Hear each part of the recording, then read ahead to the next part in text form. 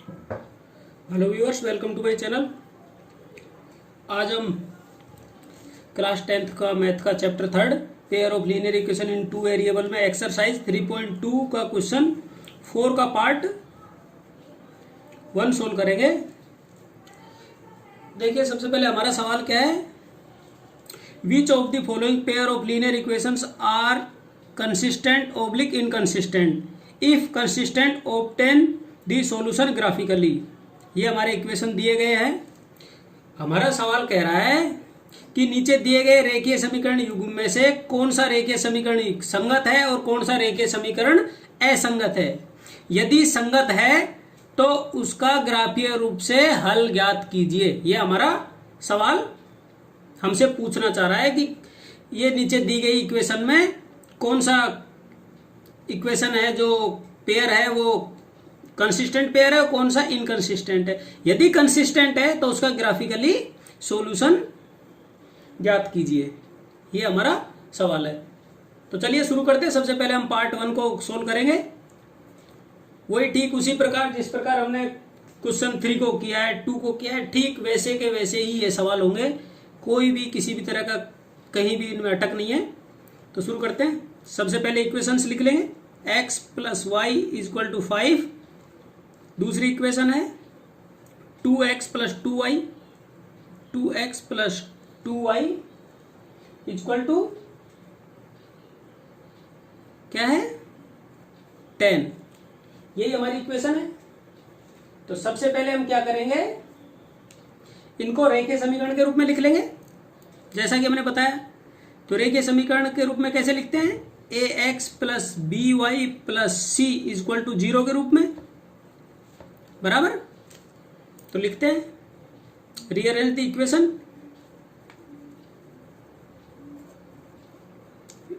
Equations किया, x plus y पक्षांतरण से राइट लेफ्ट साइड में आ गया तो -5 हो गया इक्वल टू 0। इक्वेशन 1 हो गई। 2x प्लस 2y, 10 इधर की तरफ आ गया लेफ्ट साइड में तो -10 इक्वल टू 0। ये हमारी इक्वेशन 2 हो गई। इस प्रकार हमने इन इक्वेशंस को पेयर ऑफ लीनियर इक्वेशंस के रूप में लिख लिया। अब हमें कंसिस्टेंस और इनकंसिस्टेंट अर्थात ये संगत या असंगत है उसके लिए क्या करना पड़ेगा, a1 a2 b1 b2 के कोफिशिएंट निकालने पड़ेंगे। उसके बगैर तो हम पता ही नहीं कर सकते कि ये संगत है या असंगत है। तो अब हमें जब इनके कोफिशिएंट निकालने हैं तो क्या करना पड़ेगा, इसको व्यापक रेखीय समीकरण युग्म से कंपेयर करना पड़ेगा। तो लिखेंगे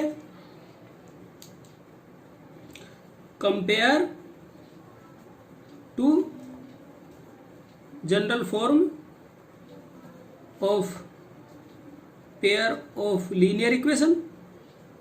जनरल फॉर्म हमारी क्या है, a1x b1y plus c1 equal to 0। ये इक्वेशन 1 है। दूसरी है a2x plus b2y plus c2 equal to 0। ये हमारी इक्वेशन 2 है। अब हम कंपेयर करेंगे तो a1 का कोफिशिएंट क्या होगा, a1 का देखिए x लिखा है तो ये x 1x माना जाएगा।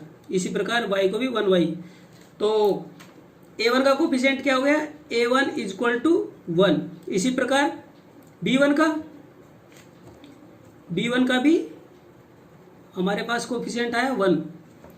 c1 का देखिए -5 ये।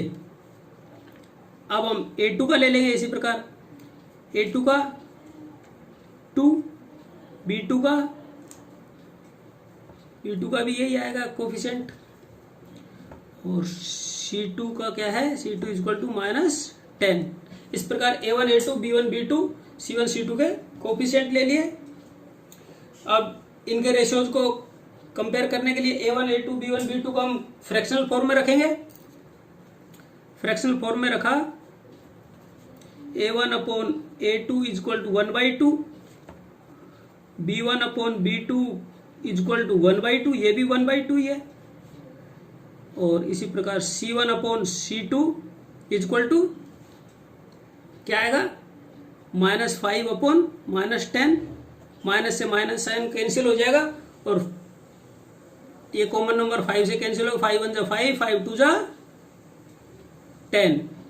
इस प्रकार हमारे पास क्या आया, A1 A2 आया 1/2, B1 B2 भी 1/2 आया, और C1 और C2 भी हमारे पास क्या आया 1/2 बराबर।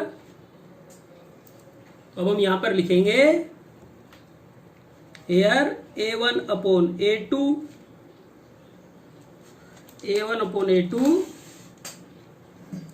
is equal to B1 upon B2 is equal to C1 upon C2। ये आ गया, क्या है हमारे पास A1 upon A2 is equal to B1 upon B2 is equal to C1 upon C2।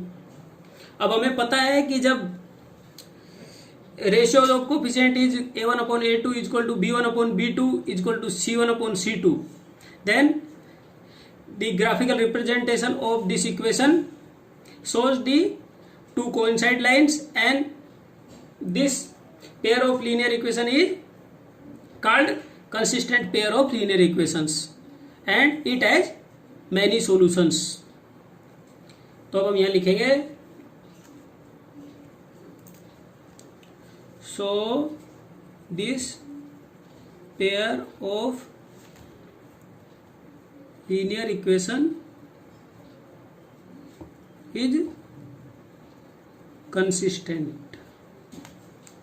हमारा यह रेखीय समीकरण क्या है, संगत रेखीय समीकरण युग्म है। हमारे सवाल में यही पूछा गया था कि सबसे पहले कंसिस्टेंट और इनकंसिस्टेंट ज्ञात कीजिए नीचे दिए गए रेखीय समीकरण का, यदि कंसिस्टेंट है तो उसको ग्राफिकली सोल्व कीजिए।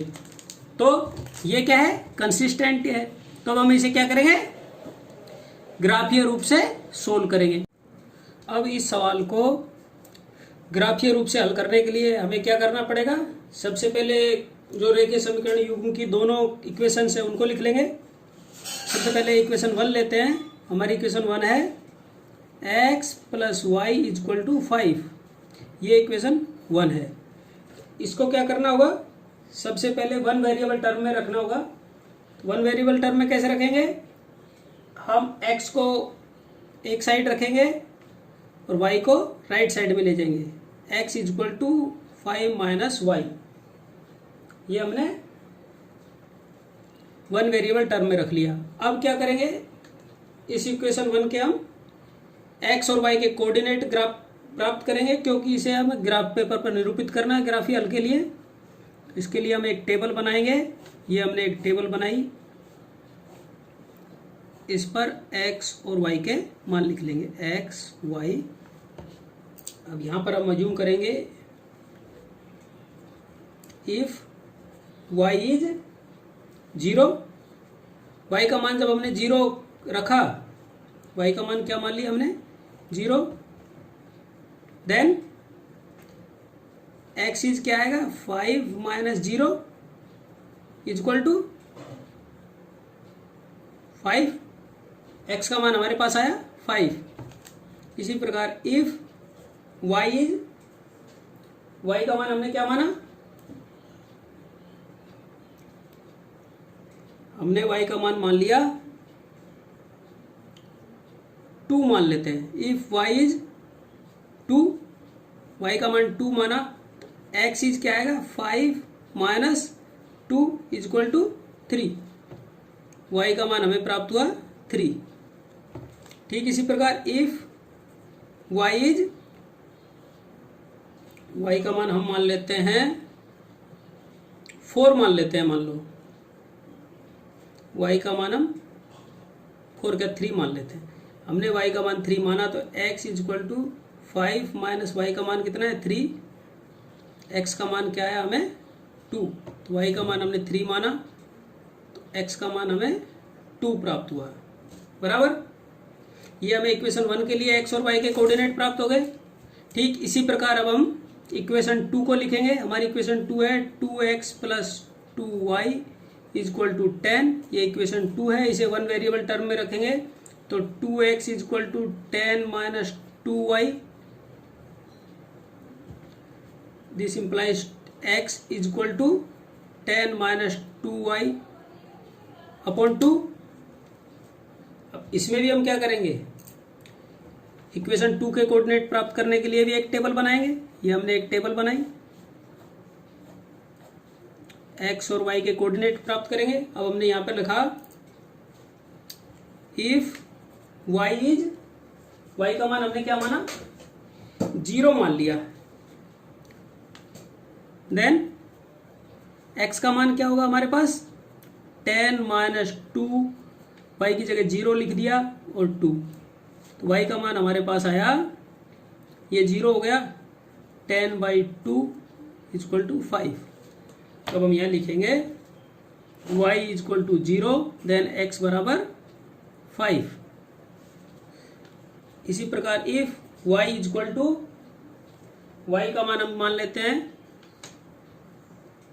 1 नहीं मानेंगे, 1 मानेंगे तो कम हो जाएगा। अब हम y का मान मान लेते हैं 3।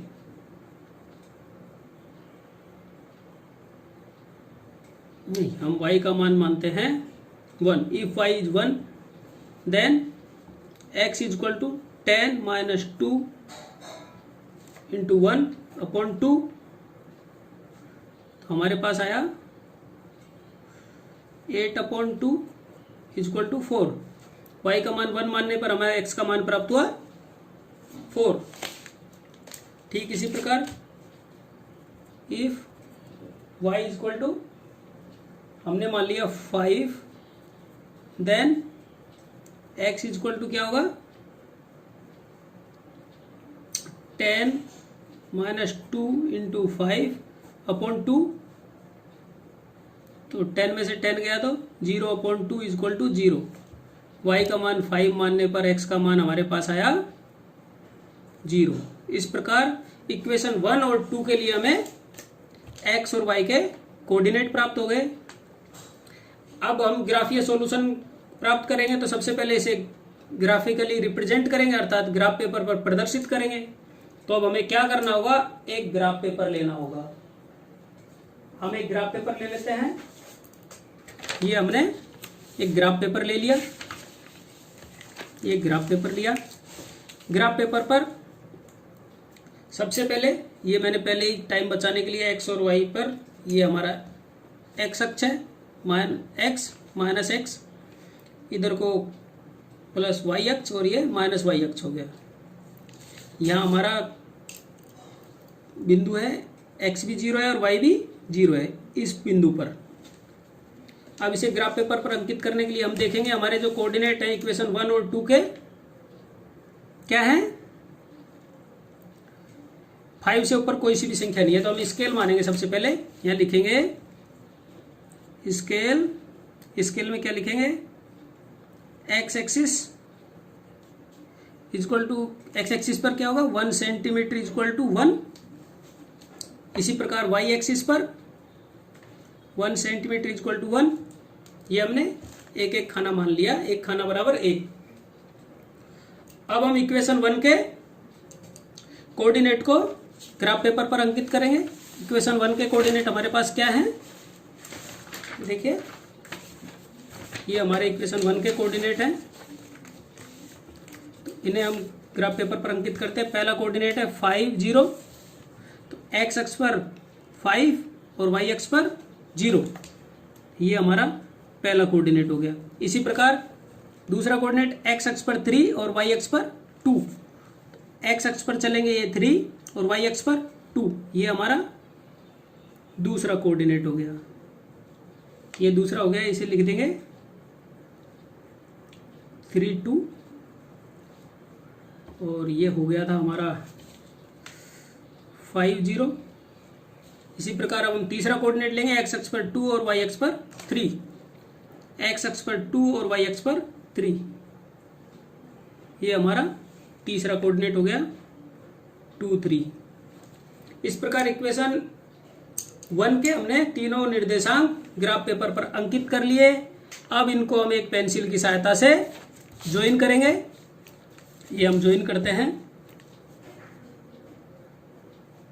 ये हमने इनको एक पेंसिल की सहायता से ज्वाइन किया और हमने ये क्या किया, इक्वेशन 1 को ग्राफीय रूप में अंकित कर लिया। हमारी इक्वेशन 1 क्या है, x + y = 5, ये हमारी इक्वेशन 1 है। ठीक इसी प्रकार अब हम इक्वेशन 2 के निर्देशांक लेंगे। इक्वेशन 2 के निर्देशांक क्या है हमारे पास, x अक्ष पर 5 और y अक्ष पर 0। पहला निर्देशांक तो यही है, तो ये क्या है 5 0। दूसरा निर्देशांक देखिए x अक्ष पर 4 और y अक्ष पर 1, x अक्ष पर 4 और y अक्ष पर 1, ये आएगा, ये हमारा दूसरा निर्देशांक है 4 1। फिर हम तीसरा निर्देशांक लेंगे x अक्ष पर 0 और y अक्ष पर 5, तो x अक्ष पर 0 और y अक्ष पर 5, ये हमारा तीसरा कोऑर्डिनेट होगा 0 5, ये ले लिया। अब ठीक इसी प्रकार हम देखते हैं कि हमारे ये तीनों कोऑर्डिनेट 5 0 4 1 और 0 5, ये भी ग्राफ पेपर पर इक्वेशन 2 के कोऑर्डिनेट भी हमने ग्राफ पेपर पर अंकित कर लिया। अब तीनों को ज्वाइन करेंगे तो अब हमें देखने से ही प्रदर्शित हो रहा है कि ये संपाती रेखा प्राप्त होगी। हमने इनको ज्वाइन किया तो ये देखिए हमें एक संपाती रेखा प्राप्त होती है। अतः हम कहेंगे कि उक्त आलेख से स्पष्ट है कि इसे एक बार इक्वेशन 2 लिख देते हैं इस पे, ये हमारी रेड कलर वाली इक्वेशन 2 है। इक्वेशन 2 क्या है, 2x + 2y = 10, ये हमारी इक्वेशन 2 है। अब हम कहेंगे उक्त ग्राफ पेपर से, उक्त आलेख से स्पष्ट है कि इक्वेशन समीकरण 1 के द्वारा प्रदर्शित सरल रेखा तथा समीकरण 2 के द्वारा प्रदर्शित सरल रेखा एक दूसरे के संपाती होती है। इसलिए हम कह सकते हैं कि ऐसे रेखीय समीकरण के अनंत हल होते हैं। अब हम इसमें लिखेंगे, so this pair of linear equation has many solutions। यही हमें ज्ञात करना था, ग्राफीय रूप से हल करिए। तो हमने ग्राफीय रूप से हल किया तो इसके अनंत हल होते हैं, यही हमारा आंसर होगा। ओके साथियों, थैंक यू।